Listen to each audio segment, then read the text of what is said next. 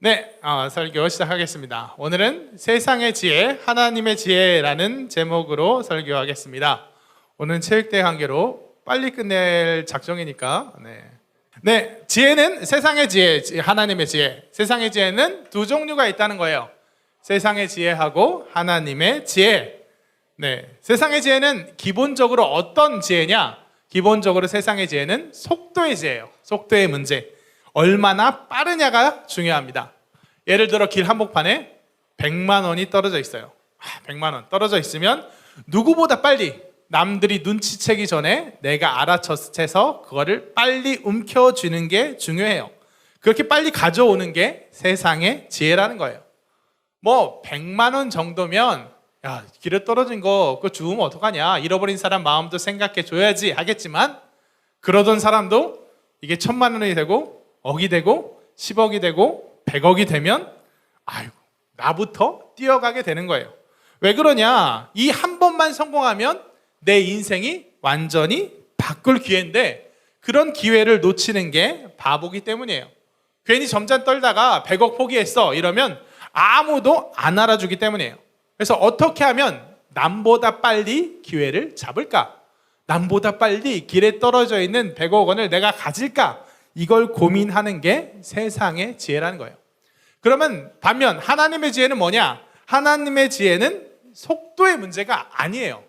우리 흔히 착각해요. 하나님 나에게 지혜를 주셔서 공부 잘하게 하시고 뭐 그런 은사를 주실 때도 있지만, 진짜 하나님의 지혜라는 건 세상 사람들과 똑같은 방식, 똑같은 걸로 움직이는데 더 잘하고 더 빨리 하고 그렇게 할 수 있는 게 아니라 아예 목적과 방향이 달라지는 걸 얘기해요. 하나님, 내가 저 사람들보다 더 빠르게 기회를 잡게 하시옵소서, 이게 아니라 지금 주어진 상황에서 어떻게 하는 게 하나님의 뜻인지 깨닫고 그 길로, 세상 사람들 길이 아니라 다른 길, 하나님의 길로 가는 게 바로 하나님의 지혜예요. 왜냐? 만약 내가 지금 챙겨 먹지 않아도 길거리에 떨어진 돈을 내가 그걸 굳이 하나님의 뜻이 아닌데 주어서 생기지 않아도 그 포기한 만큼 하나님께서 나를 책임져 주시기 때문에 하나님을 믿고 맡기고 때로는 양보도 하고 헌신도 하고 희생도 할 수 있는 거예요. 우리가 붙잡을 지혜는 세상의 지혜일까요? 하나님의 지혜일까요? 하나님의 지혜. 너무 쉬운 문제라고 답하기가 자존심 상하죠. 세상의 지혜일까요? 하나님의 지혜일까요? 하나님의 지혜라는 거예요. 하나님의 지혜는 이 세상과 비교할 수 없습니다. 하나님의 지혜는 얼핏 보면 어리석어 보이지만 지나고 보면 가장 좋은 결과를 가져온 게 하나님의 지혜예요. 한번 고린도전서 1장 20절 말씀 같이 읽어보겠습니다. 지혜 있는 자가 어디 있느냐? 선비가 어디 있느냐? 이 세대의 변론가가 어디 있느냐? 하나님께서 이 세상의 지혜를 미련하게 하신 것이 아니냐. 아멘. 세상의 지혜를 보면 세상 지혜는 지혜로워 보여요. 일단 그 당장은 또 똑똑해 보여요. 기회 놓치지 않고 남보다 빠르게 확 낚아채는 거 지혜로워 보이지만 시간이 지나면 어떻게 되냐? 그 목적, 그 마음이 뻔히 드러나서 그 어리석음이 드러나는 거예요. 예를 들어 우리 주변에도 꼭 이런 친구 있어요. 남보다 한 발 빠른 사람. 우리가 그걸 뭐라고 표현하냐면 약삭 빠른 친구가 있어요. 약삭 빠른 친구. 항상 우리 평소에는 좋은 척, 안 그런 척, 쿨한 척, 우리 우정이 있는 척 하지만 그런 척은 다 하면서도 정말 이익과 손해가 달린 문제 보면 항상 자기는 절대 손해 안 보는 친구. 항상 자기는 좋은 것만, 이득되는 것만 쏙 빼가는 그런 약삭 빠른 지혜의 친구들이 있어요. 그러면 그런 친구들 그때는 보면은 이득 보는 것 같지만 결국 어떻게 되나요? 맨날 자기 이득만 취하는 친구는 결국 보면 주변에 아무도 안 남는 거예요. 아무도 그 옆에 있지 않아요. 몇 번 그렇게 치사하게 굴어서 이득 보는 것 같다가도 나중에는 홀로 외로이 지내며 손해를 보게 됩니다. 그냥 아무도 안 놀아줘서 손해 이 정도가 아니라 함께일 때 얻을 수 있는 그 협력, 그 시너지의 힘을 몰라서 철저하게 손해보게 돼요. 반면 하나님의 지혜는 어떠냐? 잠언 3장 14절과 18절 함께 같이 읽겠습니다. 이는 지혜를 얻는 것이 은을 얻는 것보다 낫고 그 이익이 정금보다 나음이니라. 18절. 지혜는 그 얻은 자에게 생명나무라. 지혜를 가진 자는 복되도다. 아멘. 반면 하나님의 지혜는 그때는 좀 어리석어 보일 수 있어요. 은도 손해보고 정금도 손해보고 제대로 챙기지 않고 때로는 양보하고 희생하느라고 어리석어 보이지만, 하지만 그 이상의 것으로 생명과 복으로 돌아오는 게 바로 하나님의 지혜라는 거예요. 그 유명한 솔로몬의 판결을 보고 이거를 한번 생각해 봅시다. 한번 좀 긴데 왕상 열왕기상 3장 23절에서 28절 말씀, 새로운 본문이라 생각하고 한번 쭉 읽어보겠습니다. 왕이 이르되 이 여자는 말하기를 산 것은 내 아들이요 죽은 것은 내 아들이다 하고, 저 여자는 말하기를 아니라 죽은 것이 내 아들이요 산 것이 내 아들이라 하는도다 하고, 또 이르되 칼을 내게로 가져오라 하니 칼을 왕 앞으로 가져온지라. 왕이 이르되 산 아이를 둘로 나누어 반은 이 여자에게 주고 반은 저 여자에게 주라. 그 산 아들의 어머니 되는 여자가 그 아들을 위하여 마음이 불붙는 것 같아서 왕께 아뢰어 청하건대 내 주여 산 아이를 그에게 주시고 아무쪼록 죽이지 마옵소서 하되, 다른 여자는 말하기를 내 것도 되게 말고 내 것도 되게 말고 나누게 하라 하는지라. 왕이 대답하여 이르되 산 아이를 저 여자에게 주고 결코 죽이지 말라. 저가 그의 어머니이니라 하매, 온 이스라엘이 왕이 심리하여 판결함을 듣고 왕을 두려워하였으니 이는 하나님의 지혜가 그의 속에 있어 판결함을 범이러라. 아멘. 두 여자가 같은 날 같은 방에서 출산했는데 자다가 한 아이는 죽고 한 아이는 살았어요. 근데 살아남은 한 아이를 두고 둘 다 자기 아이라고 주장해요. 증거도 없고 증인도 없고 곤란합니다. 지금 같으면 유전자 검사를 하겠지만 그때는 없으니까 곤란해요. 그러자 솔로몬이 어떻게 한다고요? 아이를 반으로 잘라서 반으로 갈라서 나눠줘라 라고 해요. 그러자 한 여자는 그렇게 해주세요, 좋아요, 공평하네요 라고 얘기하고, 한 여자는 죽이지 말고 차라리 저 여자한테 줘라 하고 해요. 누가 아이의 엄마예요? 잘라서 나눠주란 사람이에요? 저 여자한테 주란 사람이에요? 저 여자한테 주란 사람이에요. 여러분, 왜 이 차이는 왜 나오냐? 아이를 원한 이유와 목적 때문에 갈라지는 거예요. 여러분, 가짜 엄마는 왜 이 아이를 원했어요? 질투와 욕심으로 원했다는 거예요. 아니, 내 아이는 죽었는데 네 아이는 살아있잖아. 질투나고 밉고 그래서 뺏고 싶어서 이 아이를 원한 거예요.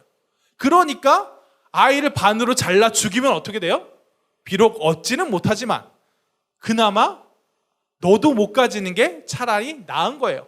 내가 아이를 뺏어 와서 내 소유욕을 만족시키지는 못하지만 나의 질투심, 시기 질투심은 만족시킬 수 있잖아요. 내가 못 가졌는데 그래 속상한데 니도 못 가지면 그래도 그게 낫잖아요. 그러니까 이 여자는 잘라 달라고 한 거예요. 반면 진짜 엄마는 왜 아이를 원해요? 당연히 내 아이니까, 내가 사랑하니까 원하는 거예요. 그러니까 물론 당연히 빼앗기고 싶지도 않지만 아이를 반으로 갈라 죽이면 어떻게 돼요? 빼앗기는 것만 못한 거예요. 차라리 아이를 저 여자한테 줘서 이 아이가 남의 아이로 크고 그 아이 볼 때마다 속상하고 억울하고 막 열받고 그럴지라도 어때? 아이가 죽는 것보다는 그냥 저 여자한테 가서 살아있는 게 나은 거예요. 나는 괴로워도 그 아이가 살아있는 게 나은 거예요. 여러분, 세상의 지혜랑 하나님의 지혜가 이렇게 다른 거예요. 세상의 지혜는 어때요? 이 아이를 반으로 잘라서라도 내 질투심을 만족시키고 싶어요. 내 분노를 만족시키고 싶어요. 그러니까 눈이 돌아가서 무려 아이를 잘라달라는 그 얘기에도 좋아요 좋아요 하는 거예요.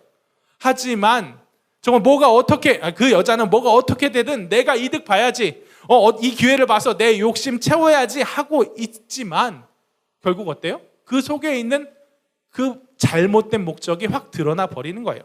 세상 지혜가 이래요. 세상 지혜는 자기 욕심으로 움직이는 지혜이기 때문에 평소에는 작은 문제에는 그 자기 욕심을 잘 안 드러낼 수 있지만 물론 나름 머리가 있으니까 작은 거 몇 번은 양보하는 척하고 마음 넓은 척도 하지만 이거다 싶은 거 진짜, 그러니까 여러분 사이에 돈 5만 원 10만 원 갖고 그 문제 있으면 야 내가 우리 친구니까 나눌게, 같이 할게, 네 거 욕심내지 않을게 이럴 수 있지만 여러분한테 한 돈 100만 원 1000만 원 문제라고 생각해봐요.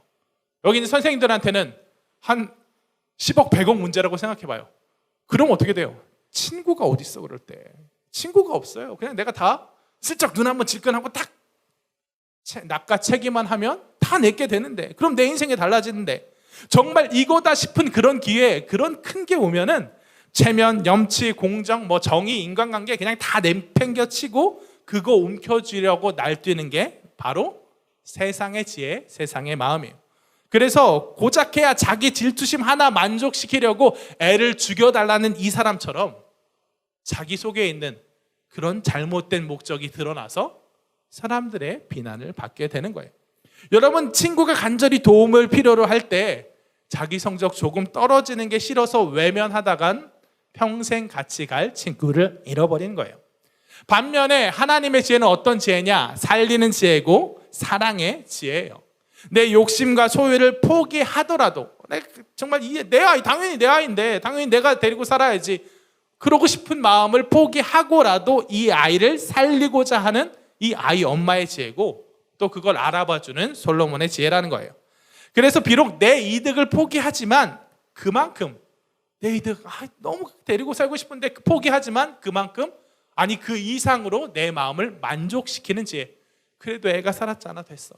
그래도 애가 자라는 모습을 보면서 그 사랑을 만족시켜는 됐어 하는 그런 지혜고, 또 그랬을 때 그만큼 하나님께서 그 포기와 헌신을 보시고 채워주시는 걸 믿는 사람이 가질 수 있는 지혜예요. 여러분이 만약에 도움이 절실히 필요한 친구를 도우면, 그러다가 설령 성적이 좀 떨어졌다 하더라도 하나님께서 그 귀한 사랑을 실천한 여러분이 결코 손해보지 않도록 하시는 걸 믿을 때 여러분이 할 수 있는 지혜예요. 그리고 실제로 그렇게 되는 게 하나님의 지혜입니다. 그러니까 여러분, 얼마든지 그 역할 감당하시기 바라요. 친구들 가운데, 내 주변에 어느 사람들 가운데도 사랑과 사명의 몫을 감당하면 여러분들 가운데 놀라운 능력이 임할 줄로 믿습니다. 그러니 여러분, 당장 눈에 보이는 것에 안달복달해서 큰 것을 놓치는 세상 지혜의 어리석음을 품지 않으시기 바라요. 저 아이 보고 질투에 눈이 멀어서 아이 잘라준다, 줄게. 그러니까 네, 좋아요. 잠깐만 정신줄 잡고 생각해 봤으면 이게 내가 말도 안 되는 거고 내 거짓말이 들통날 걸 알면서도 당장 욕심에 그냥 눈이 돌아가 갖고 이상한 거 이렇게 하는 그런 어리석음에 빠지지 말고, 눈에 보이는 이 작은 것들 뒤에 계시는 크신 하나님의 복을 추구하는 우리가 되길 원합니다.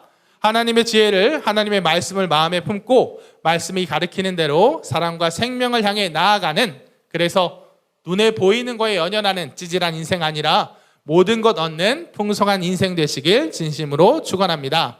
잠언 3장 1절부터 4절 말씀 마지막으로 읽고 설교 마무리하겠습니다. 함께 읽겠습니다. 내 아들아, 나의 법을 잊어버리지 말고 내 마음으로 나의 명령을 지키라. 그리하면 그것이 내가 장수하여 많은 해를 누리게 하며 평강을 더하게 하리라.